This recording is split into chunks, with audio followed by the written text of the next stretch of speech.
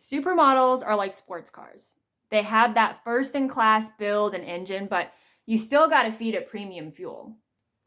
One of the best pieces of advice I read as a kid from former 90s supermodel Cindy Crawford is that 90% of staying in great shape is what you eat. The other 10% is working out. When I was younger, I was like, that sounds weird. I was a competitive athlete for the first third of my life and then transitioned into long distance running and triathlons, more solo stuff.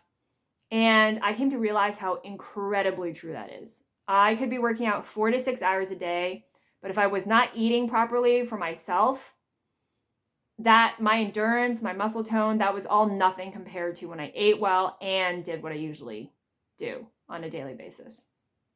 The latest supermodel to come out with great nutrition and wellness advice is Gisele Bündchen. She is otherwise known as Tom Brady's former other half. She herself was like a pro volleyball player when she was younger and has always been super, super active, like surfing, yoga, all this stuff. And she also was a very supportive spouse to Brady. So they kept a very anti-inflammatory diet, given what he experienced on the field, like in training every day.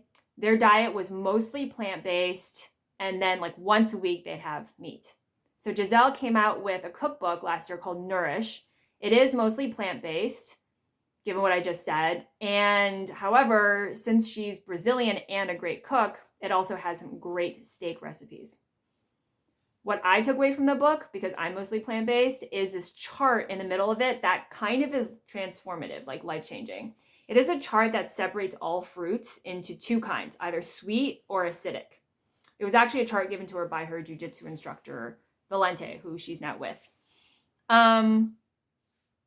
Basically, when you mix sweet and acidic fruits together, it creates indigestion. And if you're sensitive to indigestion or just sensitive to any imbalances in your body, this is like a game changer, very life-saving.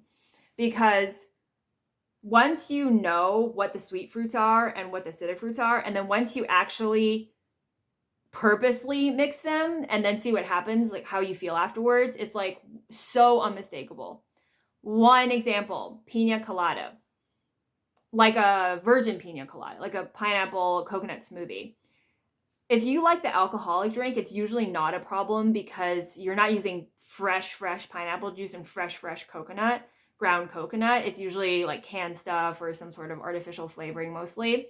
But if you are actually having freshly cored mixed pineapple with freshly hacked and minced coconut and you mix that together, you immediately feel how uncomfortable you become.